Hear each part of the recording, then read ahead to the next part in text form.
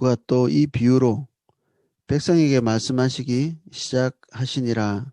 한 사람이 포도원을 만들어 농부들에게 주고 새로 주고 타국에 가서 오래 있다가 때가 이름에 포도원 소출 얼마를 바치게 하려고 한 농부를 한 종을 농부들에게 보내니 농부들이 종을 몹시 때리고 거저 보내었거늘 다시 다른 종을 보내니 그도 몹시 때리고 능욕하고 거저 보내었거늘 다시 세 번째 종을 보내니 이 종도 상하게 하고 내쫓은지라. 포도원 주인이 이르되 어찌할까 내 사랑하는 아들을 보내리니 그들이 혹 그는 존대하리라 하였더니 농부들이 그를 보고 서로 의논하여 이르되 이는 상속자니 죽이고 그 유산을 우리 것으로 만들자 하고 포도원 밖에 내쫓아 죽였느니라. 그런즉 포도원 주인이 이 사람들을 어떻게 하겠느냐. 와서 그 농부들을 진멸하고 포도원을 다른 사람들에게 주리라 하시니 사람들이 듣고 이르되 그렇게 되지 말아지이다 하거늘 그들을 보시며 이르시되 그러면 기록된 바 건축자들의 버린 돌이 모퉁이의 머릿돌이 되었느니라 함이 어찌미냐. 무릇 이 돌 위에 떨어지는 자는 깨어지겠고 이 돌이 사람 위에 떨어지면 그를 가루로 만들어 흩으리라 하시니라. 아멘.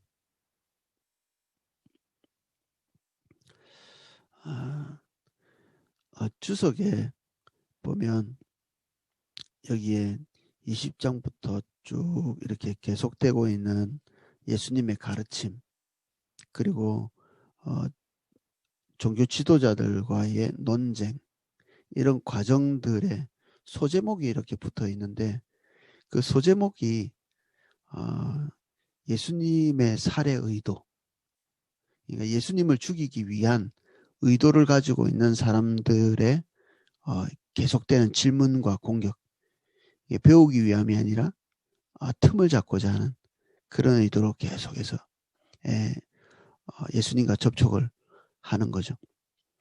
예수님께서 그들의 질문에 대해서 유효적절하게 계속해서 대답하시면서 그들의 오류에 대해서 말씀하시고 그들에게 한면에서는 기회를 주시는 거죠.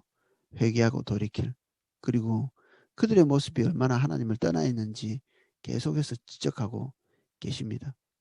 그들에게 말려들지 아니하시고 예수님이 지혜가 없다거나 실수를 하셨다거나 힘이 없다거나 이렇게 해서 십자가의 길을 가고 계신 것이 아닌 것이죠. 계속해서 종교 지도자들의 의도에 말려들지 않고 계시는 예수님을 볼 수 있습니다.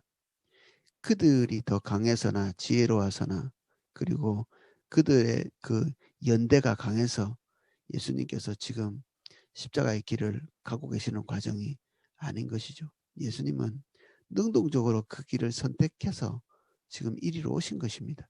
그리고 예수님 스스로 말씀하시기를 내가 누구에게 빼앗기는 것이 아니라 내가 스스로 내 목숨을 버린다 이렇게 얘기하셨거든요. 그래서 이 과정이 예수님의 약함을 결코 말하는 것은 아닙니다. 전체적으로 볼 때 그렇습니다. 한 절씩 한번 살펴보겠습니다. 그가 또 이 비유로 백성에게 말씀하시기 시작하니라. 주석에는 이 백성이라는 그 단어가 고위층 그리고 하위층 이렇게 나누어지는 단어라고 합니다. 저도 뭐 헬라어를 잘 몰라가지고 공부는 했는데 열심히 안 해서 구분을 잘 못하겠는데 어떻게든 주석은 이것을 나누어서 쓰고 있습니다. 다른 단어죠. 여기에 나오는 백성들은 지금 듣고 있는 일반 백성이 아니고 종교 지도자들을 지칭하고 있습니다. 이런 단어를 쓰고 있다고 적혀 있었습니다. 그래서 이 그 말씀은 표적이 누구냐 하면 지금 현재 그들끼리 연대를 해서 예수님을 죽이고자 의도하고 여기에 다가와 있는 이 사람들에게 예수님께서 말씀하시는 것입니다. 한 사람이 포도원을 만들어 농부들에게 세를 주고 타국에 가서 오래 있다가 때가 이름에 포도원 소출 얼마를 바치게 하려고 그 한 종을 농부들에게 보내니 농부들이 종을 몹시 때리고 거저 보내었거늘. 이게 굉장히 흔한 일이죠. 일본 사람들이 우리나라를 식민지 삼았을 때 일본인들이 대거 우리나라에 와서 우리의 나라의 땅을 불화받았죠. 비슷하게 로마 사람들 중에 부호들이 이스라엘에서 땅을 차지하고 그리고 구입해서 소작을 주고 하는 일들이 있었다고 이렇게 기록되어 있습니다. 그런 종류, 이게 로마 사람이든지 아니면 이스라엘의 부유한 사람이든지 흔하게 있었던 경제 구조죠. 이게 소작하고 그리고 주인이 있고 이런 이 시스템을 얘기하고 있습니다. 소작농과 그 지주 그 비유를 들면서 이 소작농이 누구를 비유하냐면 일반 사람들 그리고 또 우리도 포함할 수 있겠죠. 이 종교 지도자들까지도 여기에 다 속해 있습니다. 그러니까 주권 자체가 우리에게 있지 않다는 것을 나타내 주죠. 주권은 땅 주인에게 있는 것이죠. 우리는 그로부터 위임받은 권리를 행사하면서 그가 주인임을 계속해서 드러내는 것이 세를 바치는 것입니다. 우리는 계속 시시때때로 우리에게 지도하고 그리고 간섭하지는 않지만 그가 우리에게 준 권리, 주인이 우리에게 준 권리를 행사하면서 그 땅을 소작해서 우리의 필요를 채우고 그리고 주인이 요구하는 그 주도권에 따라서 우리가 또 세를 바치고 이렇게 하는 구조죠. 근본적으로 이 땅에 있는 모든 권리, 하나님이 우리에게 주신 영역들, 그리고 우리의 소유, 그리고 우리가 주도할 수 있는 모든 종류의 영역들, 이것이 다 주인 대신 하나님께서 우리에게 소작으로 마치 준 것이죠. 청지기와 같이. 이거는 신약 성경 내내 흐르고 있는 흐름입니다. 이것이. 다시 다른 종들을 보내니 그런데 이 농부들이 소작을 하고 세를 받으러 보냈는데 그게 순종하지 않죠. 그래서 11절에 다시 다른 종을 보내니 그도 몹시 때리고 능욕하고 거저 보내거늘 다시 세 번째 종을 보내니 이 종도 상하게 하고 내어 쫓은지라. 지금 여기에 초점은 이 주인이 세를 받아야 되겠다는 그 세에 초점이 있지 않죠. 어떻게든 소작농들과 관계를 지속적으로 이어가겠다는 의도죠. 관계의 지속성. 이것이 주인이 원하는 목적이라고 볼 수 있습니다. 하나님도 우리에게 자신의 소유권을 주장하는 이런 것이 하나님의 목적이 아니고요. 우리와 올바른 관계를 계속해서 지속적으로 이어가는 것이 하나님의 목적인 것과 똑같죠. 그런데 우리가 하나님께서 우리에게 말씀하시는 그 목적, 그 하나님의 주도권, 하나님의 주권, 이것이 우리에게 계속해서 배척되는 것입니다. 그래서 항상 하나님의 뜻과 우리의 뜻이 대립될 때 슬그머니 하나님의 뜻을 덮어버리죠. 그래서 우리가 원하고 결정한 대로 일을 추진해 나가고 선택해 나갑니다. 천만다행히로 하나님의 뜻과 내 뜻이 일치되면 하나님께 순종하죠. 근데 이거는 하나님께 순종하는 것이 아니라 궁극적으로는 내 의지에 동의됐기 때문에 우연찮게 하나님의 뜻과 내 뜻이 맞았기 때문에 하는 것이지. 이렇게 될 때는 결국 이제 내가 내 마음대로 한 거죠. 하나님께서 주도권을 행사하신다. 이건 언제 드러나냐면 내가 기대하는 바와 하나님의 기대가 다를 때 극명하게 드러나죠. 이럴 때 하나님께서 주도권을 가지고 계신다. 그러면 뼈가 아플지 모르지만 내 뜻을 내리고 단념하게 됩니다. 내 목표, 내 염원들이 내려지고 하나님께서 우리에게 요구하시는 바를 관철시키기 위해서 우리의 방향을 선회하죠. 돌리는 것입니다. 여기 본문에서 계속해서 주인이 소작을 준 사람들에게 어떤 지속적인 관계를 맺기 위해서 노력하고 계시는 것을 볼 수 있습니다. 이 종을 보내는 것, 이게 누가복음에는 3번 딱 나오는데 이 마가복음에도 똑같은 게 나오거든요. 마태복음에도 나옵니다. 이 비유가 예수님께서 말씀하시고자 하는 중요한 부분들을 담고 있기 때문에 이 공간복음서 전체에 같이 이렇게 다 담겨져 있는 거죠. 이 내용이. 십자가는 굉장히 중요한 사건이기 때문에 이 과정이 거의 공간복음서에 다 담겨 있습니다. 그래서 마가복음에 보면 이 3명 보내는 게 아니라 그 외에도 무수히 많은 종들을 보냈다 이렇게 기록되어 있죠. 이것은 이스라엘 백성들이 하나님께 돌아오게 하기 위한 하나님의 그 선지자들, 하나님의 뜻을 계속해서 선포했던 그 선지자들을 비유하기도 합니다.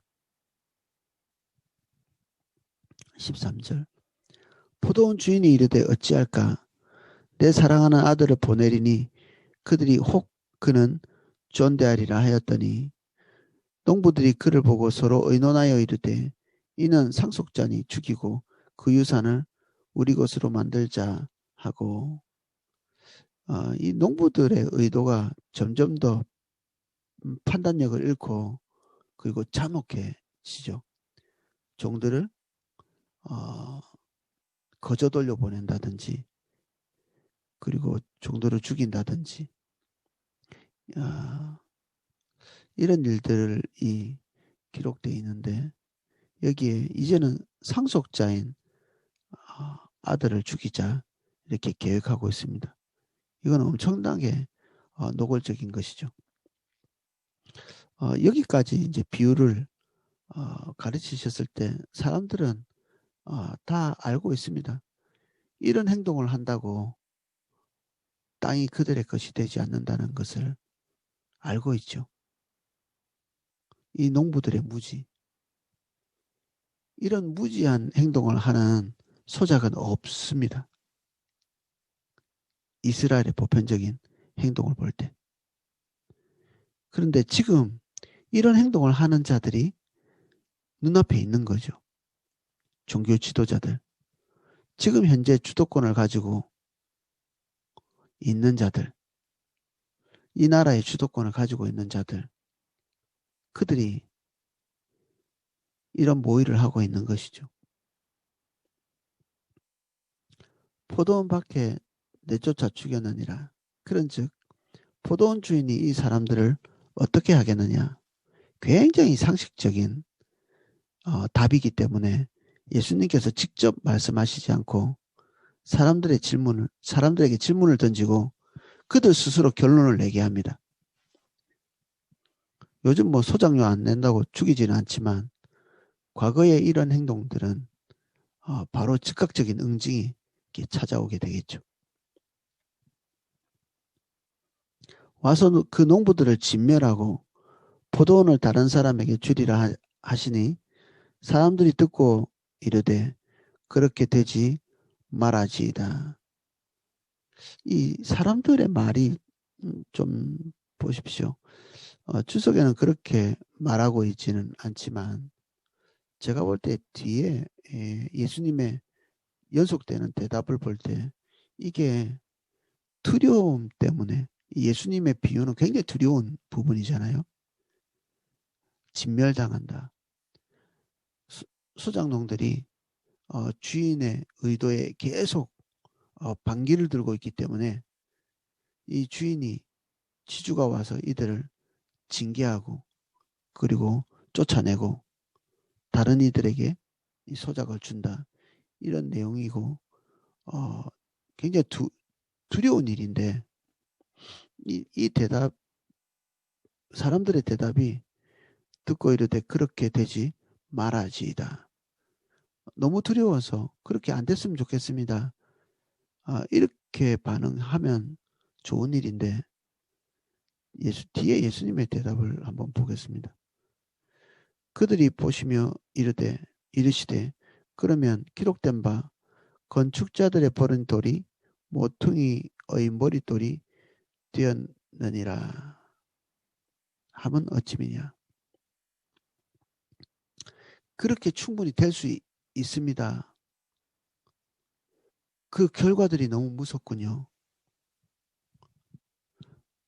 그래서 그 마음속에서부터 그런 일이 우리에게 일어나지 않기를 원하는 어떤 경외감 같은 것들을 가지고 있는데 예수님께서 이런 반대적인 가르침을 하시지는 않겠죠.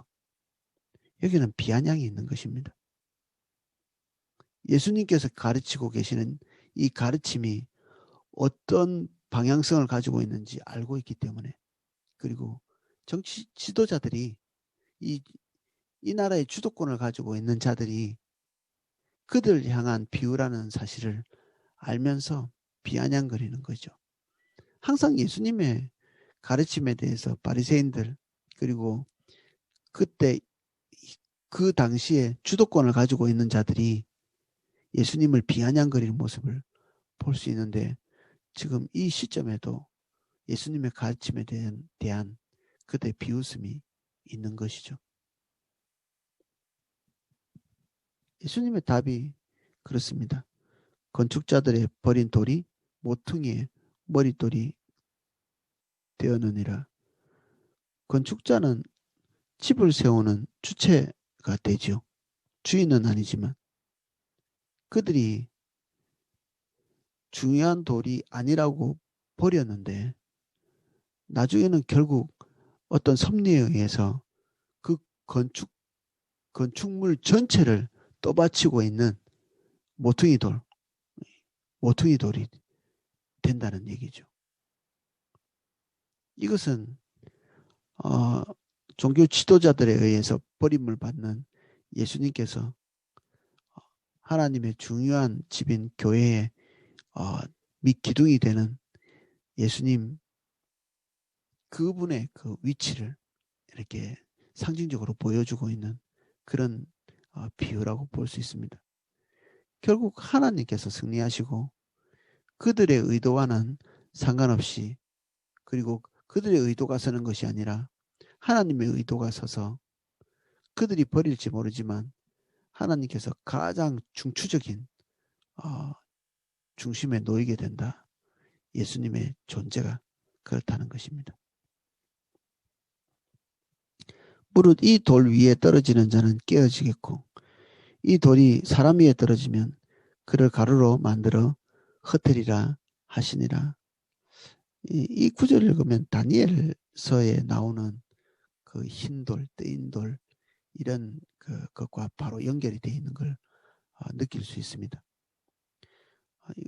어떤 항아리가 돌 위에 깨어져서 산산이 부서지는 그런 의미를 담고 있는 것이 이 떨어지고 깨어지고 이런 비유고 가루가 된다 이런 비유인데, 지금 예수님을 대적하고 있는 이 주도권자들, 이들이 이 돌과 충돌할 때 누가 깨어질 건가? 돌이 깨어지는가?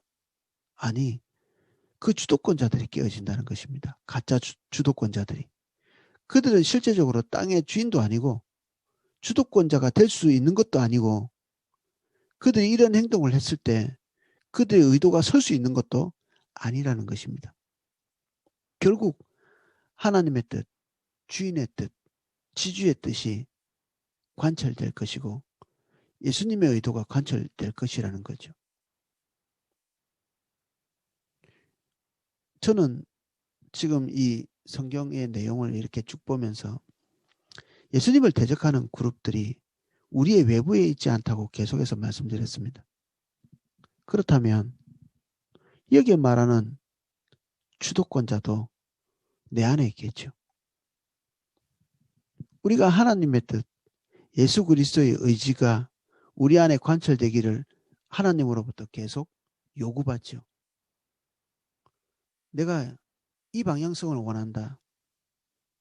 지금 현재 이런 결정을 하기를 원한다. 하나님께서 우리에게 요청해 오시기 시작합니다. 감사한 일입니다. 한면에서는. 왜냐하면 하나님과 우리 사이에 계속적인 관계를 유지하려고 우리에게 말씀하시는 거거든요. 버린 자들에게는 말씀하시지 않습니다. 버린 자들에게는 요구하지 않죠. 진멸당할 때까지 방치하십니다.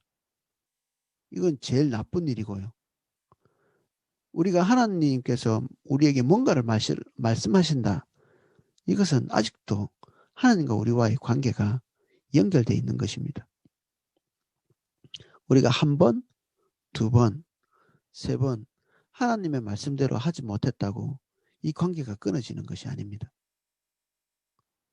우리가 마음의 결정을 하고 적극적으로 하나님의 말씀보다는 우리가 결정한 대로 우리의 삶을 꾸려가겠다고 의지력으로 결단하는 크기에까지 가면 하나님께서 우리를 단념하시는 그런 지경까지 가게 됩니다. 그때가 되면 하나님이 우리를 방치하시거든요. 우리 마음대로 살 수 있도록 내어버려 두십니다. 하나님의 보호와 하나님의 생명, 하나님의 공급, 하나님의 지지, 임재, 하나님의 희락, 이 모든 것들이 다 사라진 상태에서 살아가게 됩니다. 우리 손에 남는 것은 무엇입니까? 우리 뜻대로 한번 해봤다는 거죠. 우리가 결정한 대로 한번 해봤다는 것입니다. 나름대로 매력이 있을지 모르지만 그 이후에 우리에게 남는 것은 인간에게 찾아온 엉겅퀴죠. 헛수고입니다. 우리가 원하는 것을 잡지도 못할 뿐 아니라 잡았다 한들 그것이 우리의 영혼을 채우지도 만족시키지도 못하는 것입니다. 몇 번 말씀드렸지만 인간은 그렇게 작은 존재가 아닙니다. 우리에게 채워져야 될 그릇이 요만한 간장종지가 아닙니다. 거대한 존재입니다. 세상 모든 피조물을 다 담아도 이 지구상에 있는 모든 것을 다 가져도 우리의 그릇을 채울 수가 없습니다. 우리 인간의 존재가 그렇습니다. 하나님의 관심이 인간에게 있죠. 하나님의 형상을 따라 지음받았기 때문에 온 우주의 중심이기도 합니다. 한면에서는. 하나님께서 세상 만물을 창조하신 그 딱 중심에 인간이 있거든요. 그 하나님께서 관계를 맺겠다고 만들어 놓으신 인간이 유일하게 체험받을 수 있는 길은 하나님 뿐이십니다. 우리는 그 창조주로부터 채워져야 될 어마어마하게 큰 그릇입니다. 우리가. 피조물이 우리를 채울 수 있는가? 다른 피조물들이. 그들은 우리보다 한참 아래에 있는 존재들이에요. 그래서 그들을 가지고 우리를 채울 수가 없어요.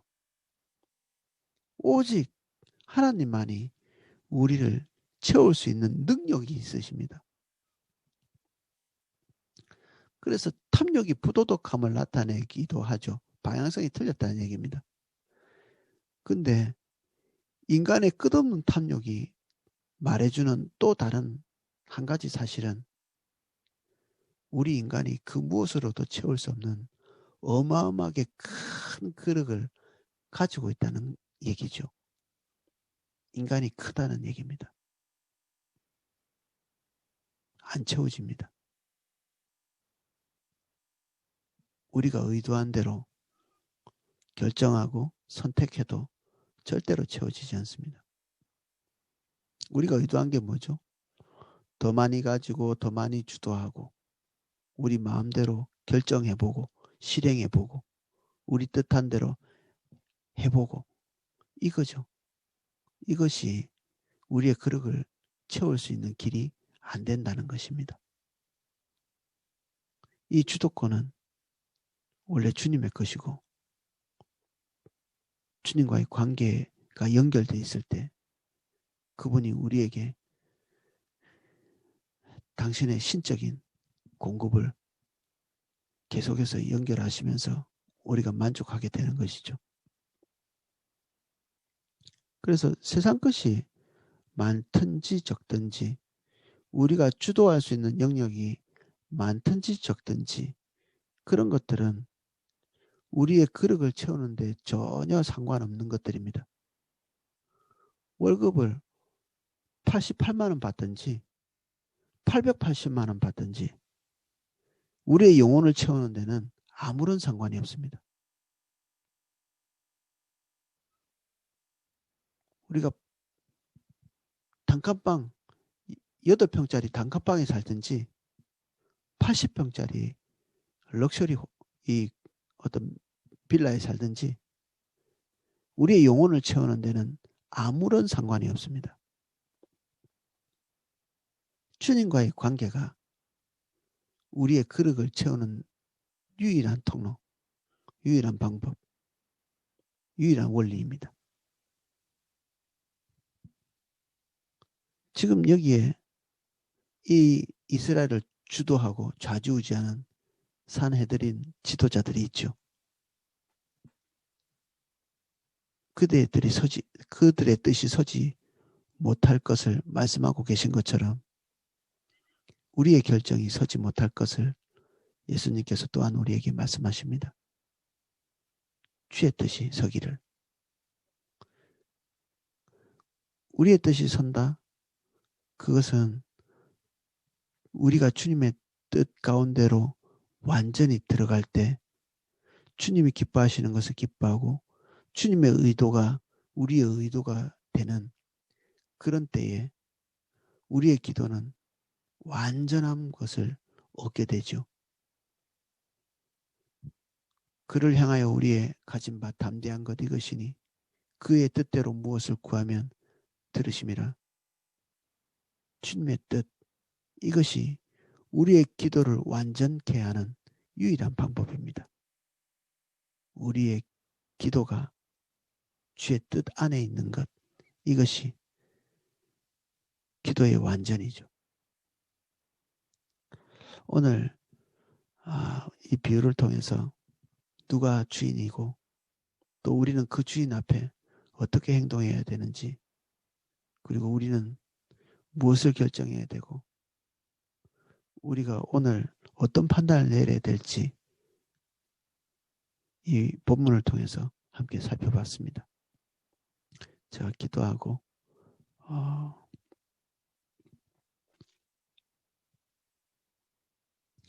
몇 가지 같이 이렇게 기도하는 시간 좀 가지도록 하겠습니다.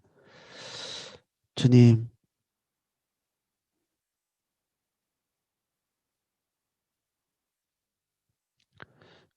우리의 간절한 소망이 끊어지게 해주십시오. 우리의 간절한 소원이 중단되게 해주십시오.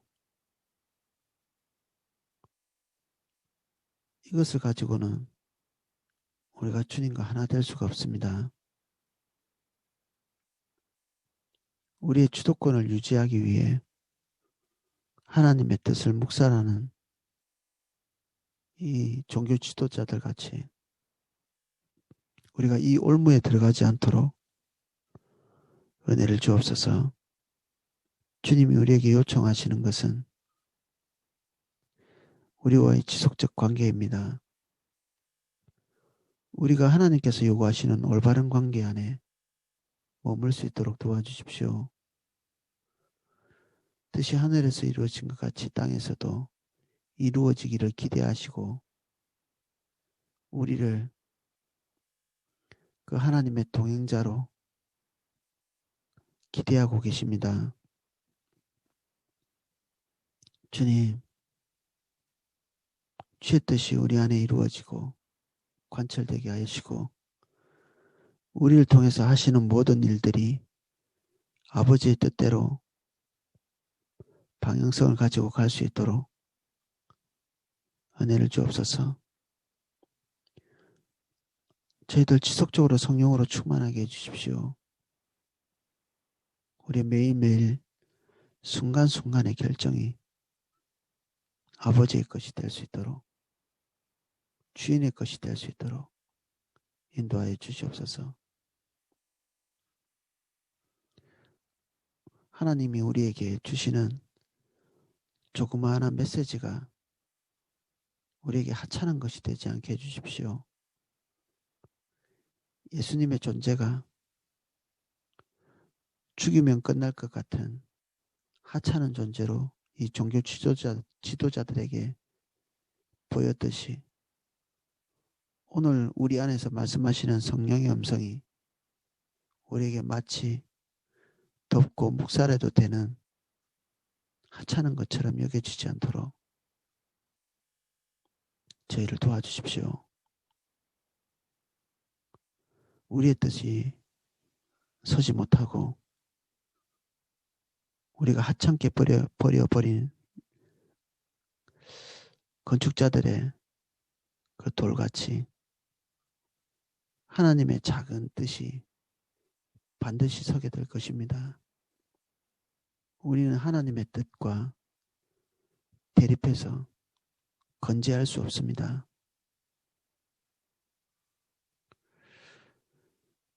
두려움 때문이 아니라 주님께서 요청하시는 대로 하나님과 우리 사이의 온전한 관계를 위해서 오늘도 순종의 삶을 살 수 있도록 은혜를 주옵소서. 하나님을 조종하기 위한 무수한 재물들 하나님이 역겨워하시오니 우리가 먼저 우리 중심 안에서 순종하며 우리의 뜻을 굴복하는 저희들 될 수 있도록 은혜를 주옵소서. 오늘 여기 하나님 앞에 서 있는 모든 분 한 분 한 분을 예수님 이름으로 축복합니다. 우리는 듣고도 깨닫지 못하고 듣고도 행하지 못하며 많이 듣지만 모든 것을 잊고 살던 대로 사는 자들입니다. 우리에게 은혜를 주십시오. 하나님의 말씀대로 살 수 있게 하시는 하나님의 살아계신 임재, 그 임재를 우리에게 부어주셔서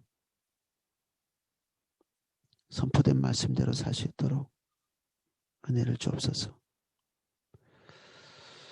오늘 주님께서 각자 찾아가 주셔서 만나 주시고 대면하여 주시옵소서. 병상에 있는 모든 분들 예수님 이름 축복합니다. 주님, 그 병상에서 주님 대면할 수 있도록 도와주시고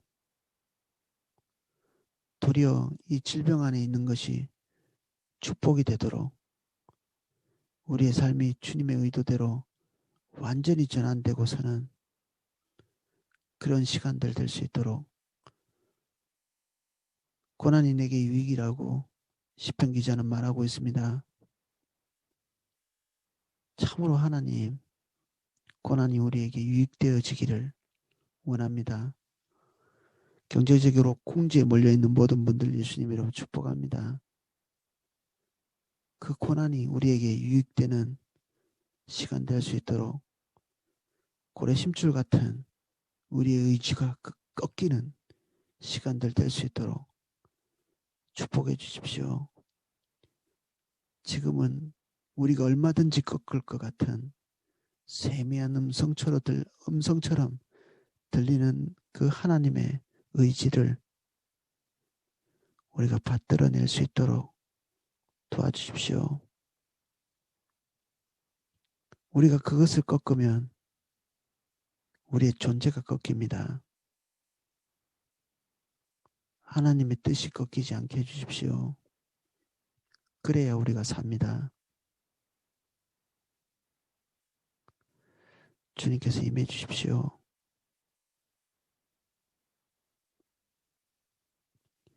이 소작농들처럼 무지한 판단하지 않도록 도와주십시오.